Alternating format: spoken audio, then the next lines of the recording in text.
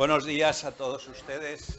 Bienvenidos a esta sesión de la Real Academia de Medicina y Ciencias Afines, que bajo el título de las conferencias de los académicos las celebramos con una cierta regularidad, dando lugar a que algunos de los académicos de número de la institución tengan la opción, la posibilidad de, con un carácter informal, como es esta reunión, de presentar sus experiencias, tanto profesionales como paraprofesionales, es decir, no fundamentalmente orientadas a aspectos científicos, sino a aspectos de carácter más general, como en este caso el arte y la dermatología, que esta mañana el doctor Vilata va a hablarnos. Se trata, por lo tanto, de reuniones, primero, de convivencia de la Real Academia con todo lo que constituye la sociedad en general y la sociedad médica, y también al mismo tiempo una opción para que de un modo distendido tengamos posibilidades de actividades que son un poco fuera de lo que constituye la pura actividad científica de la institución. Así pues, damos la bienvenida al doctor Vilata, nuestro académico de número, que va a hablar, como ven, sobre la dermatología y el arte, y luego pues va a haber un diálogo, es decir, que estamos aquí a la discusión y análisis de lo que nos va a presentar, que seguro es muy interesante. Muchas gracias. La luz de... No, la luz de aquí. Ya está. Buenos días, señor presidente, excelentísimo señor presidente de la Real Academia de Medicina, ilustres académicos de la Real Academia de Medicina, queridos compañeros, amigos y amigas. Primero, justificar quizá el título de Dermatología y Arte en el sentido de que no era, yo creo, el más adecuado por lo que todos conocemos, por el arte. El concepto de arte hoy día ya se entiende como cualquier actividad humana o que realiza alguien muy bien, con esmero, con profesionalidad, que puede ir, ya que estamos aquí, pues yo he puesto un ejemplo, desde el arte de curar, que es muy interesante, bueno, correcto, hasta el arte de la guerra. No es esto lo que yo pretendo. Lo que nos vamos a referir es a las clásicas bellas artes.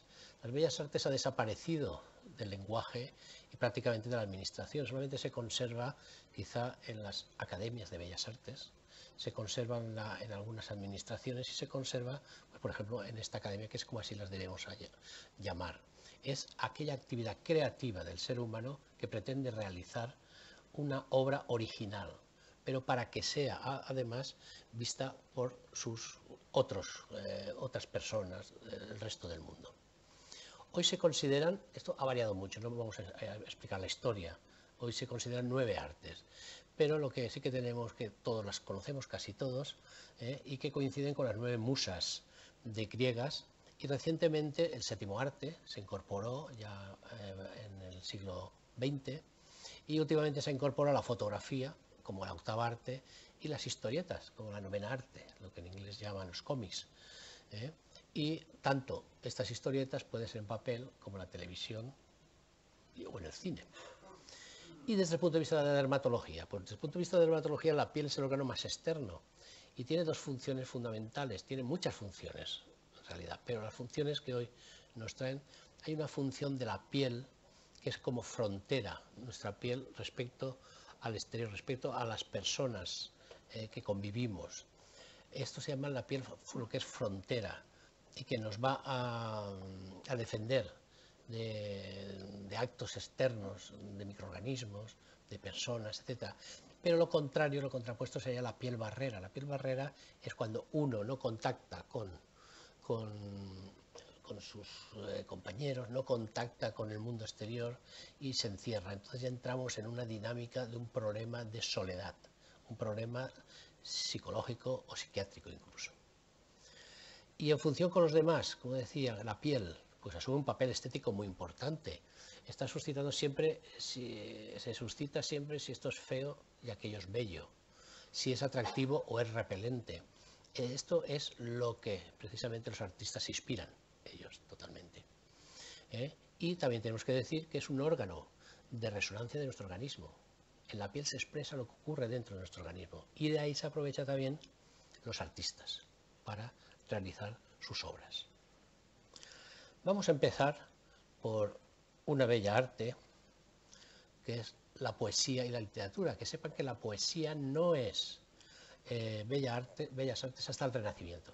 Antes la poesía no se consideraba, pero sí la incluyen dentro de la literatura, es la quinta arte. Y precisamente hay una obra del siglo pasado, se llama La piel. Qué casualidad que le pusiera la piel, cuando este autor, Curcio Malaparte, no le quería poner la piel, le quería poner la peste. Pero 2 años antes, Camus presenta una novela, su novela Camus, sobre la peste, sobre una auténtica peste que fue en la ciudad de Orán. Pero el contenido de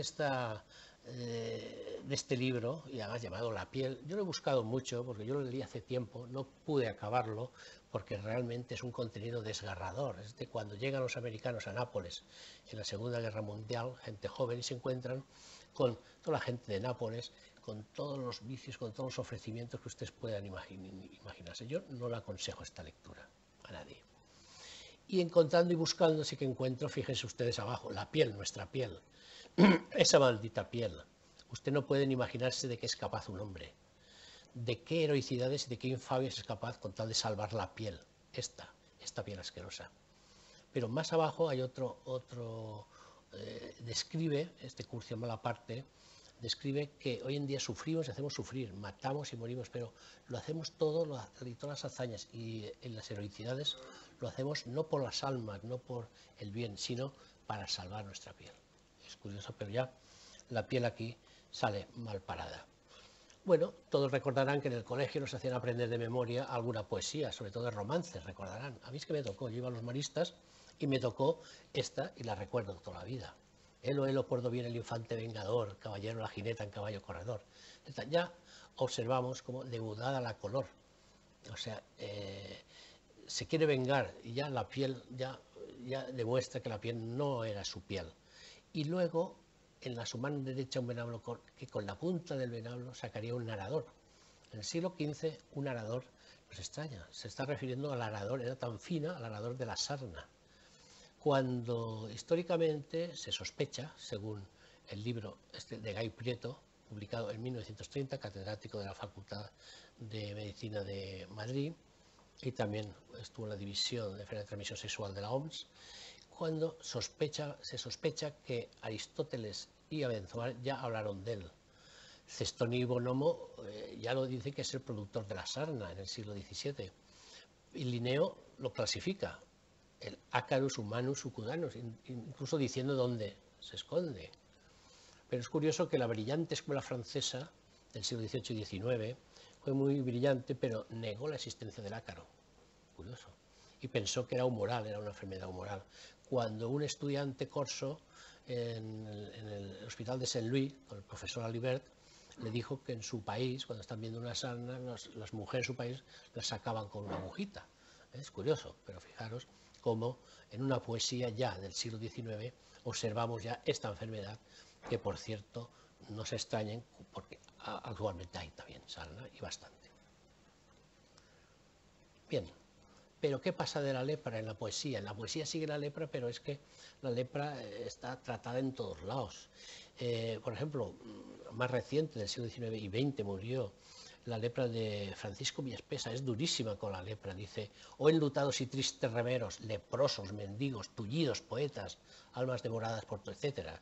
Además corroídas por todas las lepras. Esto, la verdad, que emociona negativamente, por supuesto. Incluso siguen otro con la fiebre rechina, etcétera, y roída por el diente voraz de la lepra. Fíjense cómo pone también a los leprosos y habla sobre la lepra. A los poetas hay que verlos también como imaginan también la lepra. Pero Pablo Neruda tiene una poesía de la lepra, la leprosa, que es preciosa. Yo les digo que la lean. Es preciosa porque dice, es la primera estrofa solamente puesto, claro: he visto llegar a la leprosa, quedó tendida junto a la mata de azaleas, que sonríe en el abandono del hospital. Cuando llegue la noche se irá la leprosa. ¿Por qué? Vamos a preguntarnos si era leprosa, porque el hospital no la acoge. Y así todas las estrofas no la acoge nadie. La leprosa queda sola. De todas formas vamos a cambiar un poco porque parece que les estoy deprimiendo, ¿no? Desde la piel hasta esto.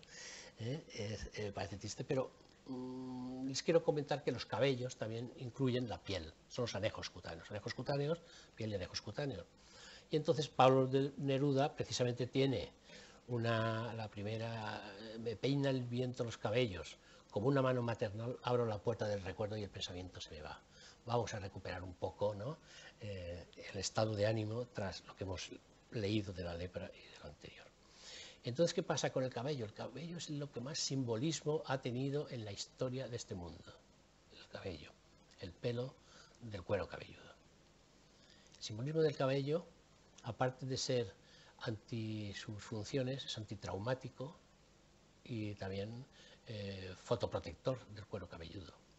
Pero tiene un gran atractivo social y sexual, es un arma de seducción visible. Tiene una gran importancia estética para la mujer. Y la mujer con poco pelo, por supuesto, la gente se burla de ella, da compasión, curiosidad, se pregunta. O sea, que van a tener un fuerte complejo. La alopecia androgenética es la que va a suceder en la mujer en un 20 a 30% a partir de la menopausia. Para el hombre, en cambio, es al revés. El hombre, si os fijáis en todos los cuadros, lucen unas pelambreras, permíteme la expresión, es símbolo de fuerza, de valentía, es el mito de Sansón. Que Sansón, un juez israelita, fue dotado por Dios para que nunca se lo cortara, hasta que llegó Dalila, claro. Pero un hombre calvo suele ser aceptado, pero no todos. Ahora vamos a ver en la historia qué pasa con los hombres calvos.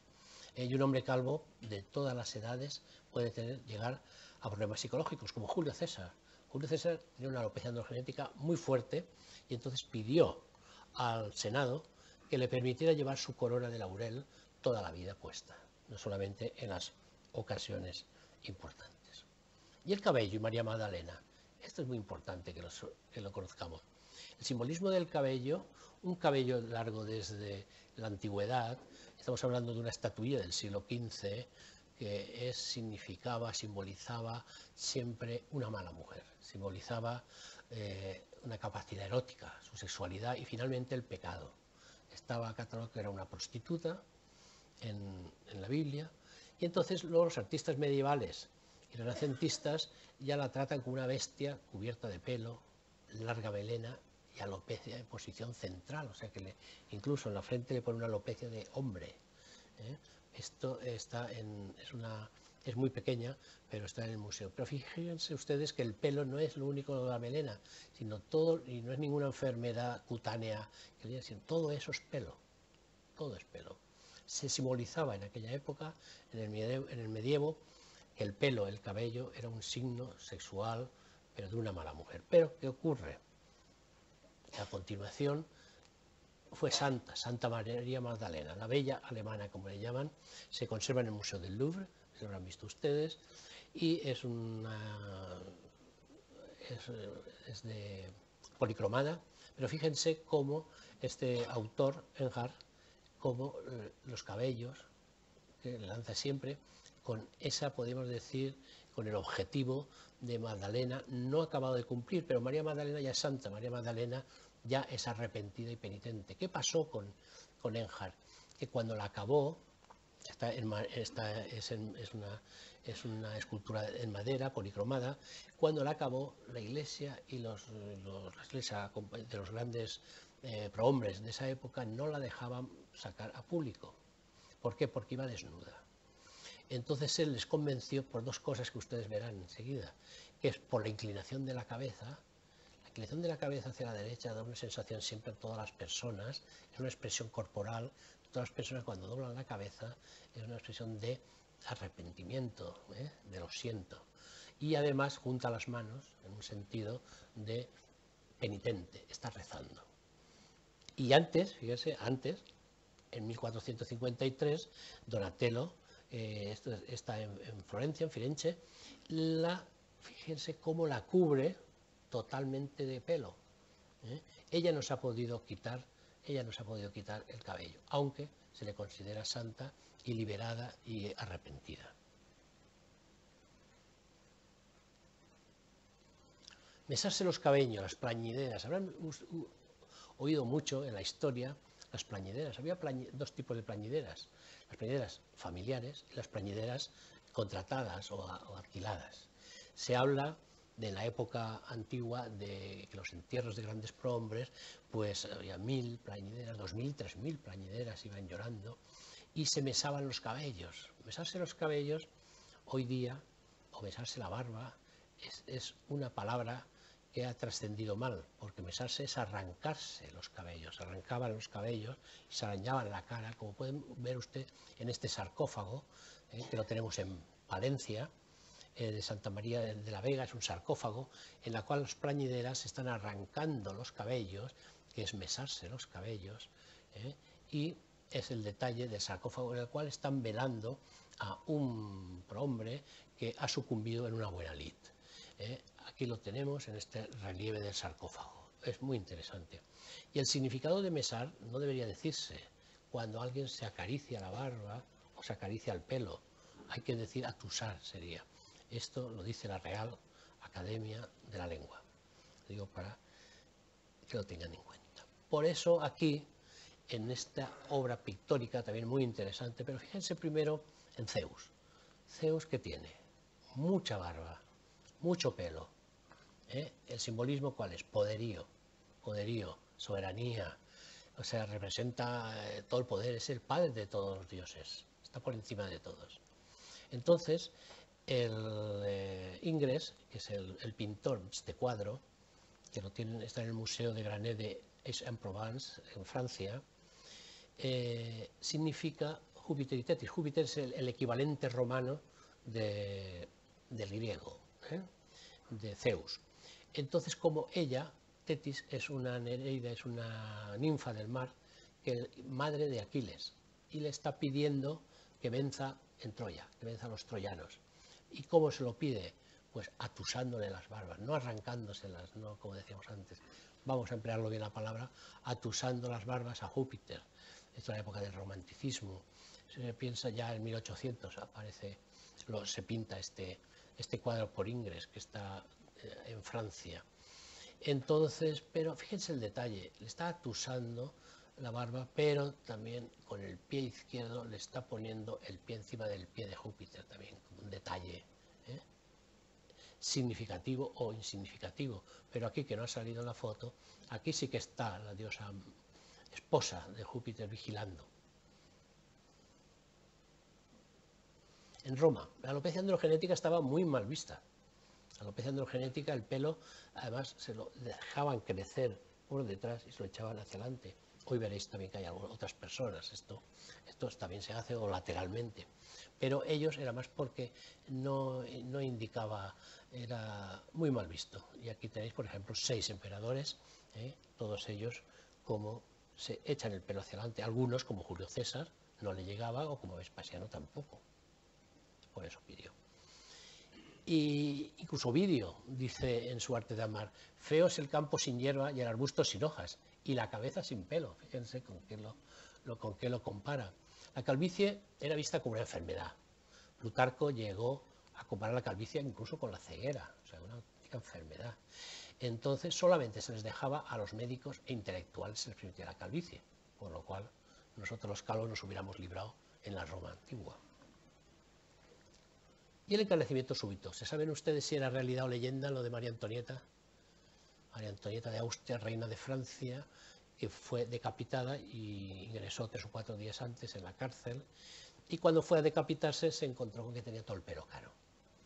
¿Existe un encanecimiento súbito? Pues es debido súbito, todo encanecerse súbito no existe per se, sino que padeció una alopecia areata difusa. Ella ya tenía sus canas y tenía su pelo pigmentado. Entonces, debido a esa alopecia areata difusa aguda por el estrés dentro de la enfermedad autoinmune, que es la alopecia areata, entonces solamente afecta a los cabellos pigmentados, por lo cual se le cayeron los cabellos pigmentados esos días en la cárcel, y cuando salió al cadalso, efectivamente era canoso. Y la gente pensó que había tenido un encanecimiento súbito. Algo pasó también a Tomás Moro, que ustedes ya lo conocen, con Enrique VIII le ocurrió lo mismo. Interesante también de este retrato que he puesto de María Antonieta, que tiene muchos de ellos, por indicar ya las canas que se veían, unos años, 7 u 8 años antes, creo que es, de su muerte, que está hecho por una autora.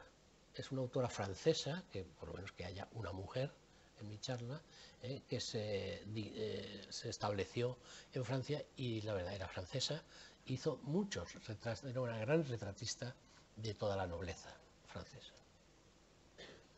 Y David de Miguel Ángel, que muchos de ustedes lo han visto, muchos dicen todos, David de Miguel Ángel, como dicen, que es la obra maestra del Renacimiento, no sé si es a su perfección. Pues desde el punto de vista dermatológico, pues no es tan perfecto, desde luego. Este punto dermatológico se lo he puesto aquí. Verán ustedes que tienen entre las falanges, hay más todas, estos que llamamos nosotros cojinetes falángicos, en las articulaciones de todos los dedos. Son nódulos fibróticos, están asociados generalmente a diabéticos descompensados, por lo cual, o también producidos por mecanismos de traumatismo constante en algún oficio un poco brusco, ¿no? Entonces, este hecho, se conoce que Miguel Ángel encontró un modelo al azar, o como lo buscaban ellos, claro, que tiene 35 o 40 años, y no se dio cuenta y lo transcriben tal como es. Él no sabía nada de estos cojinetes ni sabía nada, por lo cual nos encontramos que posiblemente pudiera ser el caso de un modelo que tuviera una diabetes descompensada. Y también otra cosa que nos dice Alejandro Aris, creo que es un cardiólogo bastante de España, que de Cataluña, creo que era, que no está circuncidado. ¿Qué ocurrió? Era el rey David de los judíos, el segundo rey de que tuvieron los judíos. Se olvidó, o quizá por no ofender a la Iglesia Católica con tamaña muestra de judaísmo, vamos a dejarlo ahí, quizá, pero no está circuncidado y debía estarlo circuncidado. Estos son unos cojinetes falángicos, los que yo muestro en clase, de un paciente descompensado de nuestro servicio. Bueno, pues teníamos que pasar también por Mona Lisa. Mona era señora en italiano antiguo, Lisa o la Gioconda, que se le llama, es la alegre. La traducción de Gioconda en italiano es a la alegre.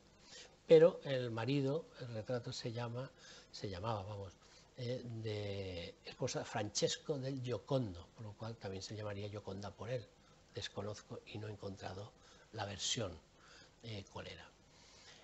Corresponde a Leonardo da Vinci, su autoría, y está en el Museo del Louvre. El que hay en España es una copia, el que está en el Museo del Prado.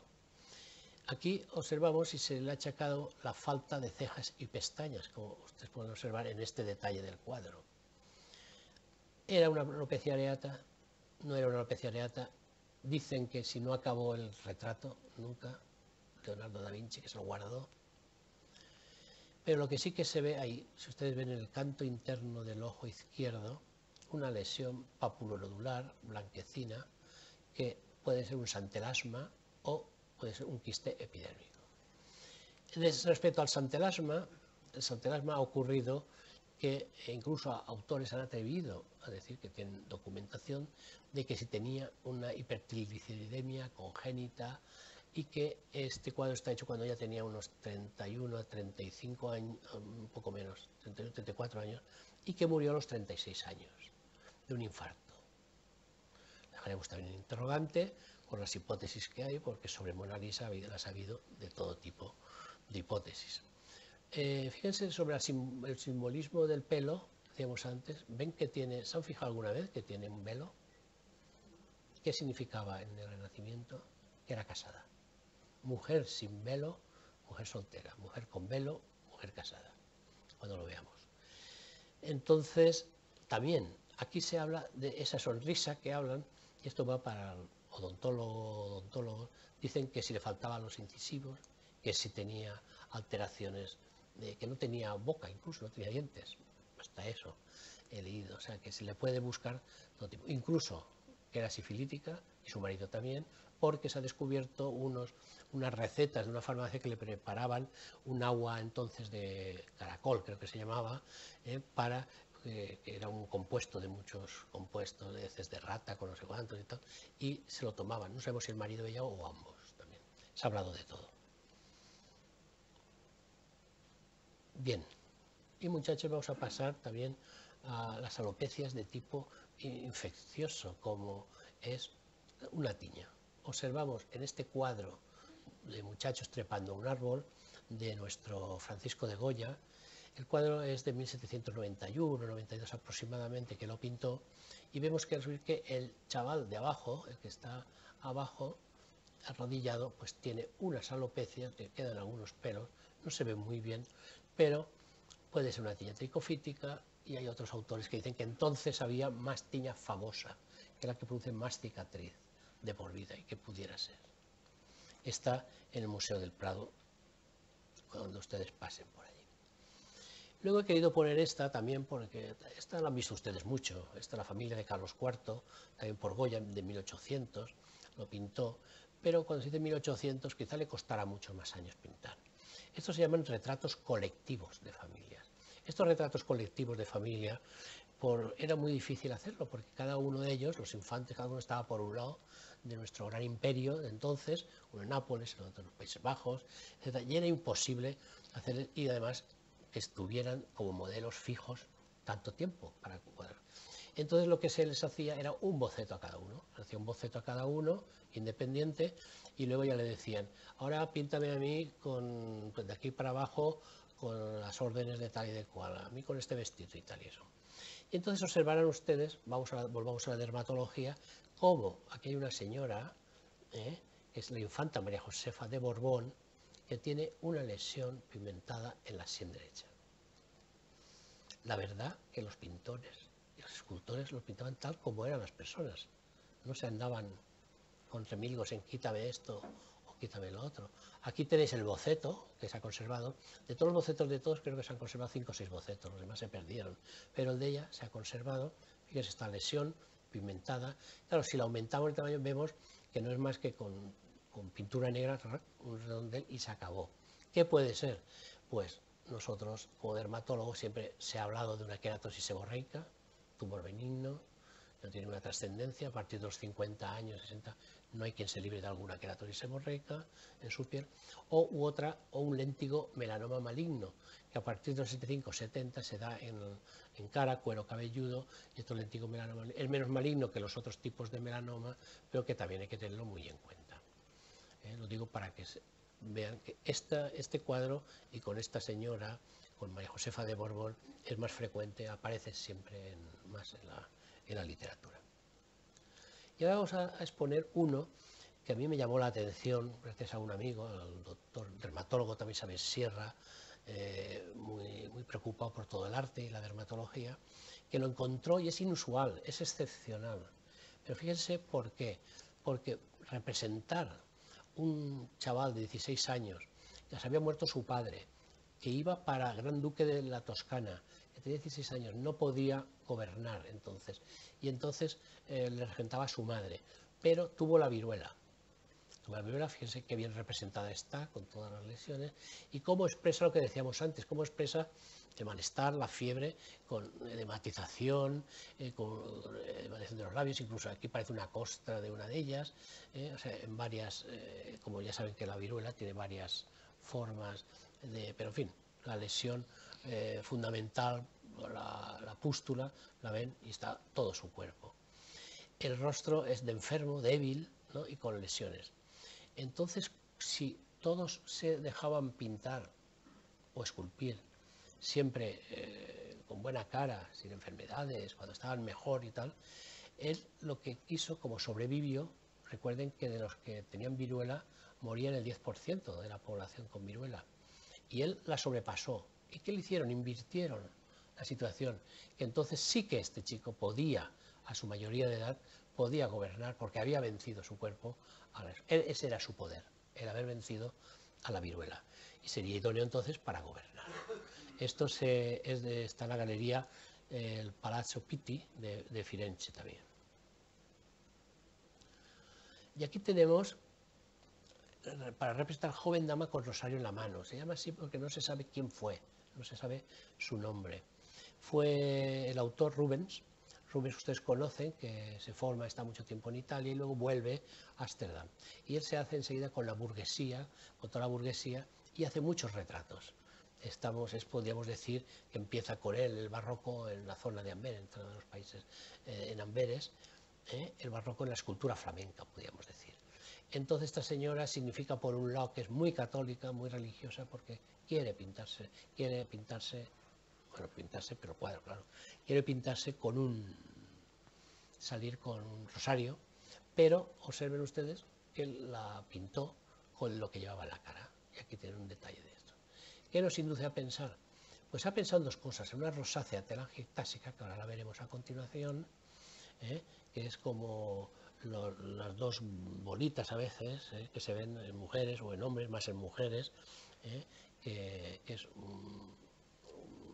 ahora lo veremos mejor luego. O yo para mí es más un lupus eritematoso, porque tiene aspecto en las dos zonas malares, el exantema, es un lupus eritematoso en fase aguda, en el cual parece como dos alas de mariposa, muy bien dibujadas, o hemespertilio es este.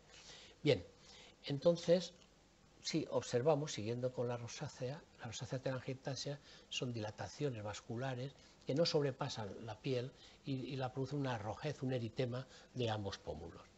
Pasamos también, hay otra rosácea papulopustulosa en la cual se ven lesiones pápulas, por eso de ahí se denomina en personas adultas acné rosácea, porque aparenta que sea. Y la rosácea fimatosa, de fima, del griego, y en la nariz es rinofima, rino-nariz-fima, engrosamiento, debido a que ya participa toda la piel con los folículos pilosebáceos. Y entonces tenemos un cuadro, para que ustedes vean, que es este cuadro también muy conocido del viejo y su nieto, en el cual se observa este rinofima, de aspecto pues feo, pero si miramos más, en la sien derecha hay una queratosis actínica o un carcinoma, habría que ver, y aquí un detalle más de otro. Lo importante de este cuadro, de la hiperplasia de la piel y de los folículos pilosebáceos, contrasta los entendidos entre la fealdad del abuelo y podríamos decir la belleza angelical del niño. Es el contraste lo que busca el autor ahí, para que ustedes lo vean, pero también los pinta con todas sus enfermedades y todas sus dermatosis. Hay un título a mí que me gustó cogerlo porque no podía, el tiempo no da para más, pero ascetas, mártires y estigmatizados. Los he puesto juntos porque hubo un momento que en pleno Renacimiento, con la Reforma luterana, con la Contrarreforma, Concilio de Trento, etcétera, los nobles estaban metidos en el ajo también y todo eso, hay una auténtica floración de todas estas pinturas y esculturas, pero fundamentalmente he encontrado muchas de desollamientos. Desollar es quitar la piel íntegra, o sea, desde la epidermis hasta la grasa, epidermis, la dermis y la hipodermis, y lo arrancaban a estos pacientes no, perdón, a los que querían desollar. En la cultura azteca todos pensaban que el desollamiento empezó en la Edad Media, esto no es cierto. Los aztecas ya lo hacían, sacrificios humanos, cogían toda la piel y se la ponían de capa, para que le diera poderes del desollado, pero cuando olía se la quitaban, lógicamente. En Alejandría, también los de historia del arte lo saben bien, y de historia de la medicina, ya tenían conocimientos anatómicos, unos 100 años antes de Cristo. En la Edad Media se prohibió y se castigó desollar incluso, porque, y ahí es donde se perdió la medicina, se retrasó tanto. Siglo XVI, en pleno Renacimiento, la anatomía florece, la anatomía moderna ayuda y obliga a los artistas a una auténtica floración de desollados en la pintura, como les he dicho. Y aquí tenemos la escultura de San Bartolomé de la Catedral del Duomo de Milano. El autor es Agrate, y fíjense esta estatua, que creo que tiene una medida de 4 metros, como sí que se le ven, está desollado y se le ven todas las musculaturas, todos los músculos.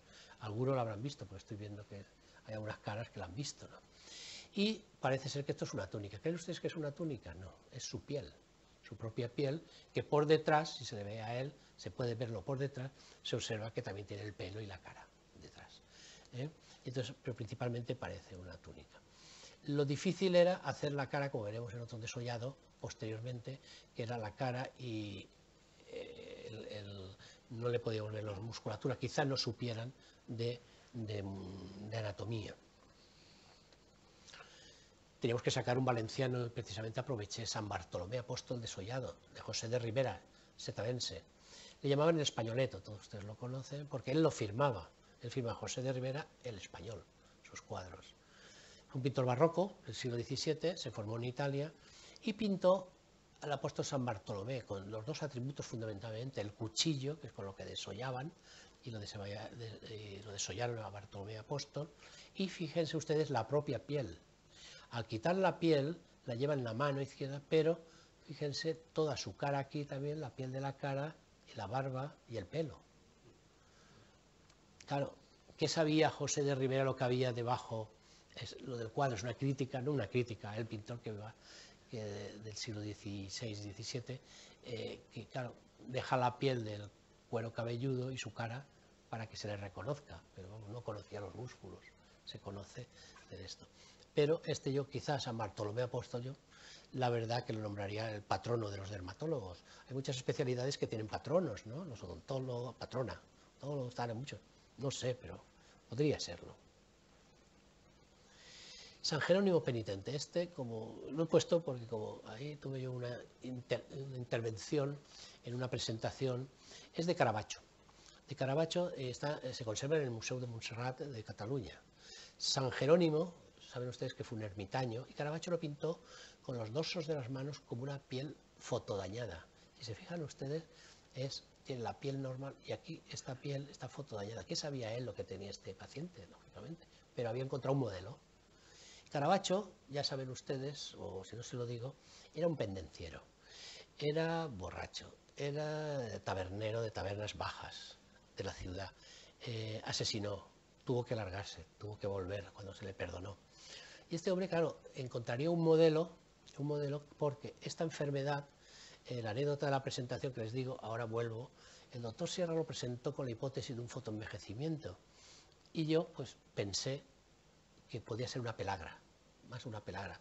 Lo que me fallaba es que como se atusa la barba, no se le ve el collar de casal, que lo tenía, pero sí que se le ve en esta mano y en esta mano. Recuerden que se llamaba el mal de la rosa, y se producía por el sol y por la falta de ácido nicotínico, por la falta de tomar frutas y vegetales. Esto no se ha visto en los ermitaños, no se ha visto en los alcohólicos, mucho, se veían los alcohólicos con la falta de una comida, ahora diríamos mediterránea, por supuesto, y entonces ya salimos en la publicación, la hipótesis mía también se añadió a la presentación del doctor Sierra. Bien. El tercer punto sería San Francisco de Asís recibiendo los estigmas. Hay muchos estigmatizados. Este autor, Jan van Eyck, está en una galería, Sabauda, es el primer estigmatizado del cristianismo. Los estigmas místicos, tienen que llegar al misticismo para poder ser estigmatizado y tener en su cuerpo la representación de los signos de la pasión. También tenemos que decir que puede existir una patología sobreañadida, que ya podríamos hablarlo otros días. Yo no he conocido, porque es un ilustre Francisco, el doctor Francisco Alfonso Fernández, es un psiquiatra de reconocido prestigio, jubilado, pero es miembro de la Real Academia de Medicina Nacional.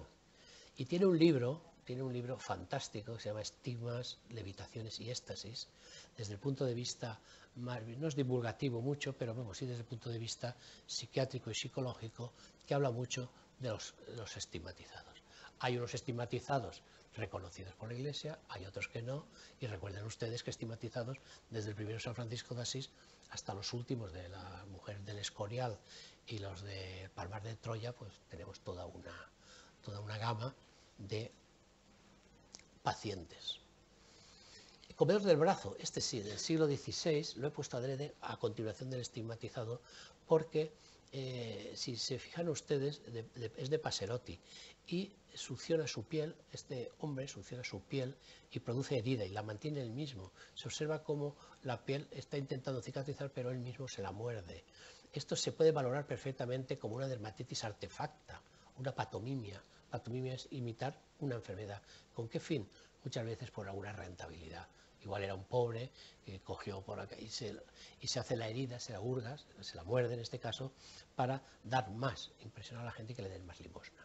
Esto lo habéis visto por ahí, por la calle también, cómo te enseñan a veces las piernas, las úlceras, para que te dé más pena. Esto ya ocurría en el siglo XVI, pero ya tiene un factor importante psiquiátrico detrás, consciente o inconsciente, pero eso ya hablaríamos en otro momento. Pues vamos a pasar al séptimo arte, ya con, bueno, simplemente la cámara cinematográfica de los hermanos Lumière. He elegido algunas porque el hombre elefante siempre ha llamado la atención a todo el mundo, o síndrome de Proteus. Fue llevado a la pantalla en 1980, el paciente real era Joseph Merrick, y el diagnóstico al principio fue de neurofibromatosis, pero cuando ya se describió el síndrome de Proteus, que en honor al dios Proteo, porque cambiaba mucho, dios Proteo cambiaba mucho de figura y de aspecto. Es una enfermedad congénita, no hereditaria, desarrollo normal de la piel, se elonga la piel y los huesos también, con múltiples, asociados a múltiples tumores. Solamente hay publicados entre 200 o 300 casos en la bibliografía mundial. Pero la hemos podido ver y llevó a muchas. La lepra, ya la tenemos de nuevo la lepra en el séptimo arte. Ha habido muchas. Yo lo que pasa es que no tenía esto preparado porque se lo presento, era de los últimos a los alumnos. Una que es la del rey Balduino IV de Jerusalén, está hecha sobre un hecho real, no se ajusta mucho a la historia, pero sí sobre el rey Balduino, que llevaba esta máscara de plata para esconder, y si habéis visto la película, como sí que se ve cuando se la abren, cuando está muriendo y se la abre, cómo está todo ulcerado, cómo está todo, que ha desaparecido la pirámide nasal, la boca, etcétera. Bien, y luego el Corazón Valiente, Bravo, Braveheart, dirigida por Mel Gibson, también, si lo han visto ustedes, es muy interesante, porque en la historia que cuentan es bastante exacta a lo que fue la realidad. A Balas, que se levanta en contra del rey de Inglaterra, fue uno del pueblo, pero existía entonces como un rey de Escocia, estaba Bruce, vamos a poner senior, porque se llaman igual, claro, lógicamente, padre y el hijo. Bruce es el traidor, me van a permitir decir el malo de la película, ¿no? El que no se decide, el que le engaña, es el héroe, pero engaña al héroe de Escocia, que es Balas. Entonces el padre de él era leproso. Y es interesantísimo cómo durante la película, y lo conseguí sacar varias escenas en las cuales cómo va evolucionando la lepra en el padre de Bruce. Al principio se nota algo, algunos nódulos, posteriormente más, y luego cómo se ya sangra y se tiene que tapar. Es muy interesante cómo el director Mel Gibson muestra la evolución de la lepra de una forma secuencial durante la película. Si la ven, dense cuenta, sale muy rápido, sale muy oscuro, pero sí que se puede observar. Luego lo que pasa es que el traidor sí que fue luego el rey de Escocia. O sea que los malos a veces ganan. Bien, pues aquí ha pasado algo ahora. Seguimos con el arte y como se olvidarán, pues si hemos hablado antes de una enfermedad metabólica que es la diabetes, ¿por qué no hablar de las porfirias que han sido también llevadas al cine? Por ejemplo, con el rey Jorge III de Inglaterra, con una porfiria aguda intermitente, dolor abdominal tal, y orinas colúricas rojas, pero que en la película sale, cuidado, pone orinas azules. Es una mala traducción, pero en fin. Y luego los otros. Los niños está dividido, lo tenemos dividido los dermatólogos en que no podían tomar el sol, si recuerdan de la película, ¿no? Y que igual puede ser una protoporfiria eritropoyética, o que a los 3 o 4 minutos de tomar el sol los niños se queman. O un xeroderma pimentoso, que también con ya se queman con el tiempo, es más, va a producir cánceres de piel, va a producir porque no tiene las defensas, para que lo entiendan ustedes. Bien, y luego pues se hizo famosa el sarcoma de Kaposi, que el Hans, y detrás está Washington, es el sarcoma de Castleton asociado al VIH en la película Filadelfia, que también lo exponen, muy bien expuesto. Todas estas han sido oscarizadas casi todas. Y el noveno arte, historietas, pues yo les voy a poner precisamente la de los Simpson. ¿Por qué? Porque me llamó la atención los premios que ha tenido los Simpson. Homer y Bart, en un capítulo, creen que tienen la lepra, con estas lesiones verdes, y luego el incombustible señor Barnes, que precisamente se llama Barnes, que está quemado y resulta que nunca se quema, ¿no? Siempre, fíjense que le ponen 3 queratosis, el equivalente a 3 queratosis seborreicas. Es curioso si van mirando de un capítulo a otro, cómo a veces están en otro lado las queratosis, o no se las ponen, depende. Es curioso que se olvida el que lo esté haciendo, ¿no? El creador fue Matt Groening. La revista Time la catalogó como la mejor serie del siglo XX. Por eso la he puesto por importancia. Pero es que además tiene más de 100 premios. 90 y tantos Grammy, no sé qué, 40 y tantos de no sé cuánto, 10. O sea que está muy premiada y creo que había que tenerlo. El estreno fue en 1989. Muy bien. Pues muchas gracias por la atención que me han prestado. Solo espero de ustedes que vayan indagando ahora por donde vayan, por iglesias, capiteles, no sé, capiteles, buscando alguna lesión cutánea o alguna que les parezca y la compartamos en algún momento. Muchas gracias por la atención.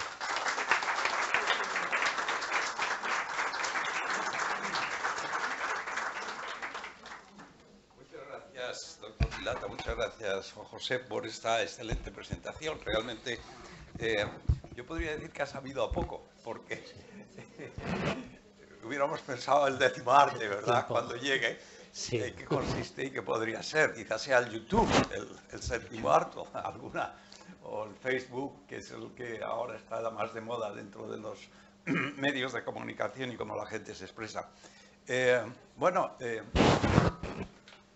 Tengo que decirles que he omitido la fotografía, porque primero que no soy experto en fotografía, que nunca se me ha ocurrido, sí que los hay, pero no lo he omitido para en otra ocasión lo podíamos preparar, ¿no? Muy bien, pues nada, quedas ya emplazado para la próxima, el arte y la fotografía.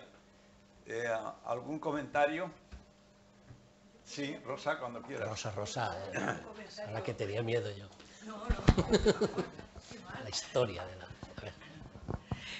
Bueno, en primer lugar, enhorabuena por una exposición tan fascinante que a mí también me ha sabido a poco, y bueno, yo creo que como ya se te ha emplazado para una nueva intervención, pues se trata de continuar viendo cuadros, imágenes, etcétera.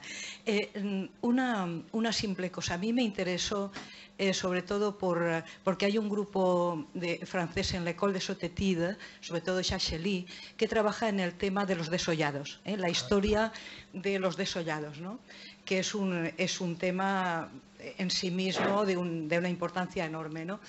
Y una de las cosas que se ha visto es la influencia en los anatomistas modernos del arte. Es decir, que estas imágenes de la fábrica de Vesalio, de la edición de Basilea de 1543, con, en fin, esos maravillosos grabados de Van Calcar, pues está la figura del desollado. Y es algo que se toma digamos, del mundo de la creación artística. Bien, es verdad que en el mundo del Renacimiento, sobre todo el primer Renacimiento, bueno, pues ya sabemos, ¿no?, la figura del humanista, en fin, Miguel Ángel, Leonardo, lo que sea, ¿no?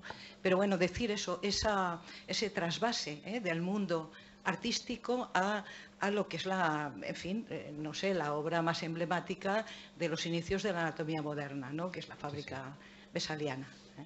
Es muy interesante, gracias por eso, pero si ponerlo desollado no ha sido por una casualidad, es porque hay tal cantidad de lectura, hay tal cantidad que lo elegí por eso, los desollados, y por la relación, lo he puesto algo, ¿no?, de la relación de los anatomistas con los... Es muy importante, eso sería una conferencia tuya entera para ello. No, es que en realidad la anatomía, aquí tenemos un catedrático de anatomía, nace precisamente después de desollar los cadáveres. Claro. aunque sea, y eso es quizá unir el arte y la ciencia. Sí. Y la ciencia anatómica nació precisamente de la disección, que no se llama desollar, sino se llama disecar el cadáver, que es una forma de desollar, ¿verdad? En el término más científico de la concepción. No sé si quieres hacer algún comentario. No, sí, estoy de acuerdo en lo que ha dicho José Arturo, que a partir de las láminas de Vesalio, pues cuando de alguna forma las imágenes estas tan quizá esperpénticas, ¿no?, de los músculos colgando, de todo esto, pues se incorpora a lo que es la anatomía en su gran progreso después, a partir de Vesalio, ¿no? De acuerdo. Muy bien, muchas gracias. ¿Algún comentario más? ¿Alguna observación? Pues si no, nuevamente... Sí, perdón. Se presenta, por favor. Hola, sí, soy Bernardino Alegre, de la promoción del 68, o sea que tengo ya unos cuantos años. Hay una cosa que me llama mucho la atención, con qué facilidad está invadiendo cualquier cosa. Y aprovecho porque quizá tú tendrás más información, Juanjo, el tatuaje. El tatuaje que circula por ahí en todas partes y con una facilidad tremenda. Yo creo que la gente se lo debe pasar mal con el tatuaje. ¿Tienes algún comentario que hacer, ya sea acerca de la personalidad de los tatuados o si efectivamente tiene algo que ver con el arte? Esto era solo. El tatuaje fue motivo, no nos conocíamos entonces, de mi ingreso en la Real Academia. Una parte de la globalización era el tatuaje. Como había venido de las islas de Malasia, ¿no? Había ido entroncando, bueno, viniendo a Europa y todo esto cuando no había, salvo que aquí era exclusivamente, pues podían ser cuerpos de ejército los que se tatuaban o navegantes, ¿no? Esto ha sido esto empezó con los beatniks, ¿os acordáis antes de los hippies? Sí. Los beatniks como protesta, es una protesta ya real contra el estatus social que sea, ¿eh? Pero luego ha ido, como dijimos, bajando a todos los estratos sociales, bajando y subiendo todos. Y entonces se están, bueno, y aparte por el negocio que implica también. El por qué. Yo no le veo ninguna trascendencia algunos sí que lo hay, psiquiátrica, psicológica o psiquiátrica, si nos tenemos a la catedrático aquí de psiquiatría, pero se ha puesto de moda, por supuesto, y nos llevan también un poco de calle a los dermatólogos, porque pues ahora han salido unos artículos y que el otro día yo vi un paciente que sobre tatuajes le habían tatuado sobre nebus. Y tenía tres nebus ahí, que imaginaros los metales que ponen, los metaloides, etcétera. Y esos nebus pues hay que quitarlos porque se han visto cómo se hacen nebus displásicos, sí. O ya eran displásicos o tenían que hacerse, pero ha salido ya un par de artículos ya llamando la atención. Es muy frecuente entre la gente joven estudiantil, se ha puesto más de moda en los últimos años. Y vienen a ver qué tal. Y vienen los padres a las consultas a decir, quítenle la idea a mi hija, quítenle la idea, luego hacen lo que quieren. Pero claro, muchas veces tenemos granulomas a cuerpo extraño, lógicamente, es el más frecuente. Ulceraciones que a veces no se curan porque han cogido una zona de mala circulación. Transmisión por enfermedades, hepatitis B, transmisión del VIH, por supuesto, por no haber limpiado bien los tatuadores, ¿no es esto, no? Y no sé si están bien regulados sanitariamente, no lo sé. Esto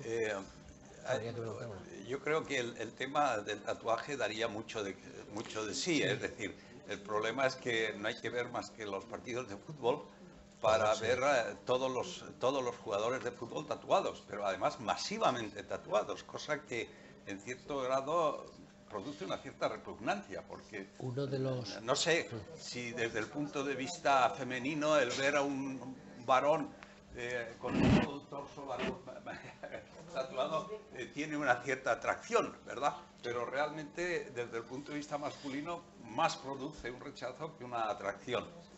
Pero yo quería hacer otro comentario. Que sí que se podría hacer una mesa redonda porque hay un dermatólogo que es el mejor, bueno, ya ha publicado ahora un libro en Latinoamérica, en castellano, que es el doctor Donís, no sé si lo conocéis alguno, de Alicante, que lo podríamos traer porque, bueno, él trata, pero de tatuajes lo sabe todo. pero que sí que se puede hacer también con aspectos psicológicos y psiquiátricos y culturales también, buscar a alguien. Que eso sería muy interesante bajo la idea esta tuya. Otro aspecto que ha tratado y que está pasando desapercibido en el comentario, que está siendo tan ilustrativo y tan interesante, es el del cabello y la calvicie. Y un tema que yo en este momento pondría sobre el tapete es el varón joven con las grandes melenas que va a ser un calvo al cabo de unos años. Y no pondría más que un ejemplo, que es nuestro gran tenista Nadal.